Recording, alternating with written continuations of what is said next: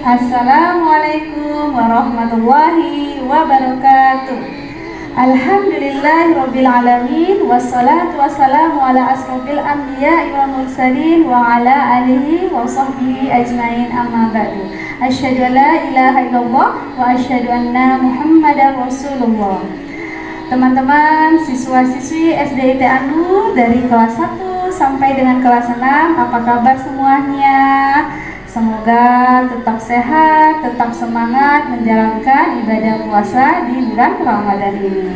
Semoga Allah memberikan kepada kita kesehatan dan limpahan rahmatnya di bulan suci Ramadan.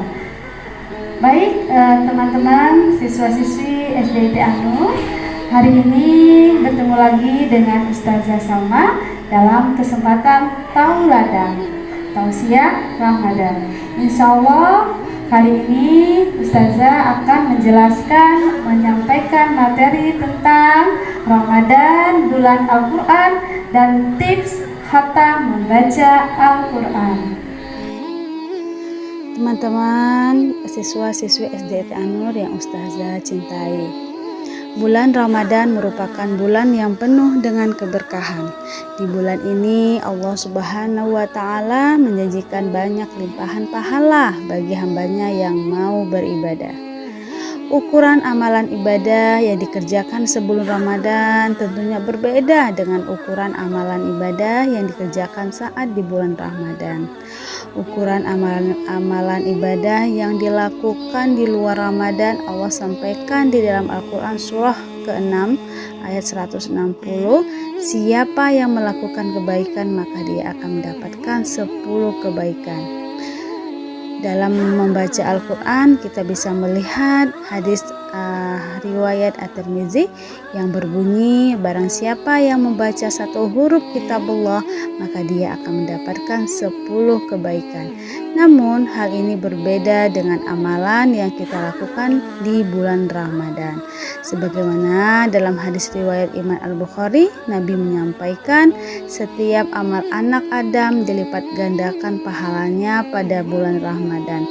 Tiap satu kebaikan dilipatkan 10 kali lipat hingga 700 kali lipat.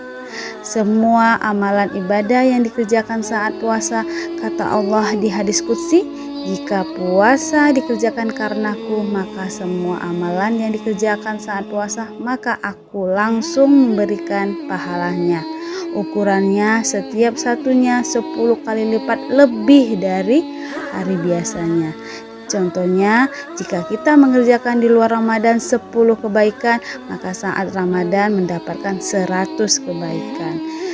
Kita membaca 3 huruf di bulan Ramadan, maka mendapatkan 300 kebaikan. Jika kita membaca 5 huruf di bulan Ramadan, maka kita akan mendapat 500 kebaikan. Dan ini tentunya didasari dengan keikhlasan. Karena semua amalan yang dilandasi keikhlasan itulah yang paling utama. Teman-teman semuanya yang Ustazah cintai, mengapa ya bulan Ramadan itu dikatakan bulan Al-Quran? Ada yang tahu? Ya, bulan Ramadan merupakan Syahrul Quran atau bulan Al-Quran. Karena pada bulan Ramadan diturunkannya Al-Quran, sehingga menjadi bukti nyata atas kemuliaan dan keutamaan bulan Ramadan. Sebagaimana Allah Subhanahu wa Ta'ala berfirman di surat Al-Baqarah ayat 185, bulan Ramadan adalah bulan yang di dalamnya diturunkan Al-Quran sebagai petunjuk bagi manusia dan penjelasan petunjuk tersebut dan pembeda antara yang benar dan yang batil. Di ayat lain Allah Subhanahu wa Ta'ala berfirman yang artinya sesungguhnya kami telah menurunkannya Al-Quran pada malam kemuliaan.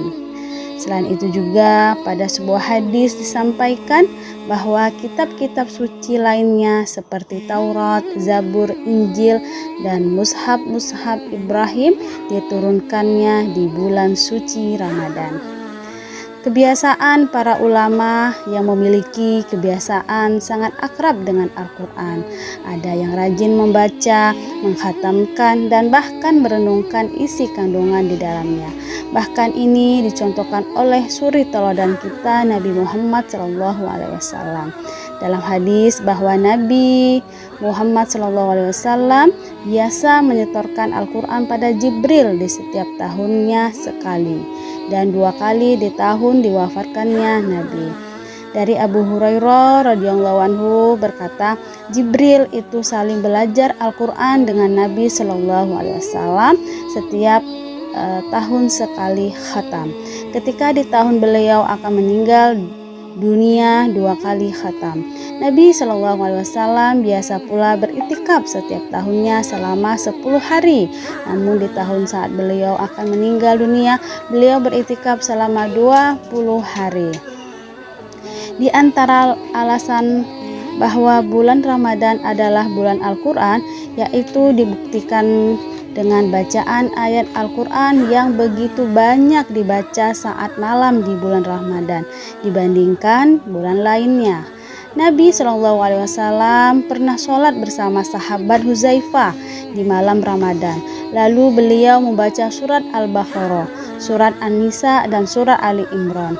Jika ada ayat yang berisi ancaman neraka, maka beliau berhenti dan meminta perlindungan pada Allah dari neraka. Begitu pula Umar bin Khattab pernah memerintahkan kepada Ubay bin Ka'ab dan Tamim Ad-Dari untuk mengimami sholat tarawih. Dahulu imam sholat tersebut membaca 200 ayat dalam 1 rakaat. Sampai-sampai ada jamaah yang berpegang pada tongkat karena saking lama berdirinya, dan sholat pun selesai dikerjakan menjelang fajar. Di masa tabi'in yang terjadi, surah Al-Baqarah dibaca tuntas dalam 8 rakaat. Nah, teman-teman semua, hal-hal di atas yang menunjukkan kekhususan bulan Ramadan dengan Al-Quran, sehingga Allah mengistimewakan Ramadan karena Al-Quran. Masya Allah. Selanjutnya adalah Ramadan merupakan bulan yang penuh berkah. Sebagai seorang muslim, bertemu dengan bulan Ramadan adalah hal yang istimewa. Di bulan ini, para umat Islam berlomba-lomba mengerjakan kebaikan karena keutamaannya yang luar biasa. Salah satunya adalah menghatamkan Al-Quran. Menghatamkan Al-Quran memang tidak wajib di bulan Ramadan, namun khatam Al-Quran selama Ramadan menjadi salah satu aktivitas pembawa berkah di bulan suci. Al-Quran di bulan Ramadan dapat melipat gandakan pahala, apalagi jika Al-Quran dibaca dan dikhatamkan selama 1 bulan Ramadan. Berikut ini adalah tips khatam Al-Quran dalam 1 bulan yang Ustazah Salma kutip dari berbagai sumber. Apa saja tips agar bisa khatam Al-Quran selama bulan Ramadan? Yang pertama adalah tanamkanlah niat yang kuat untuk menghatamkan Al-Quran. Tidak ada kekuatan yang lebih dahsyat kecuali niat yang bulat dan kuat untuk mewujudkan khatam Al-Quran. Niatan tersebut akan mengalahkan apapun godaan yang bisa mengalihkan istiqomah kita untuk membaca Al-Quran. Kemudian yang kedua adalah rencanakan rutinitas dan waktu membaca.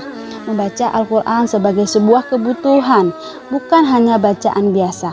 Sehingga kita harus membuat jadwal khusus untuk membaca Al-Quran yang tidak bisa diganggu oleh aktivitas apapun.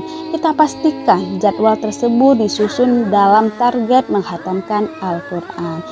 Lalu yang ketiga adalah bacalah Al-Quran dalam kondisi apapun. Meskipun sibuk dengan urusan pekerjaan atau urusan lainnya, sempatkanlah diri untuk membuka Al-Quran dan membacanya. Kita bisa meniatkan untuk membaca Al-Quran setiap selesai melakukan sholat 5 waktu. Kita juga bisa membaca Al-Quran di waktu-waktu ketika menunggu berbuka, sebelum sahur, dan setelah sahur adalah waktu yang baik untuk membaca Al-Quran. Yang keempat, memakai aplikasi Al-Quran. Kecanggihan teknologi juga bisa kita manfaatkan untuk memperbanyak ibadah. Salah satunya adalah aplikasi Al-Quran yang bisa kita gunakan untuk membaca Al-Quran. Yang terakhir adalah baca 1 juz setiap harinya. Pastikan untuk membaca ayat Al-Quran sebanyak 1 juz setiap harinya. Jika kamu memiliki banyak waktu luang, ya, teman-teman memiliki banyak waktu luang, coba membaca ayat Al-Quran lebih dari 1 juz setiap harinya. Membaca ayat Al-Quran bisa dilakukan di setiap kesempatan. Al-Quran kebanyakan memiliki kurang lebih 600 halaman.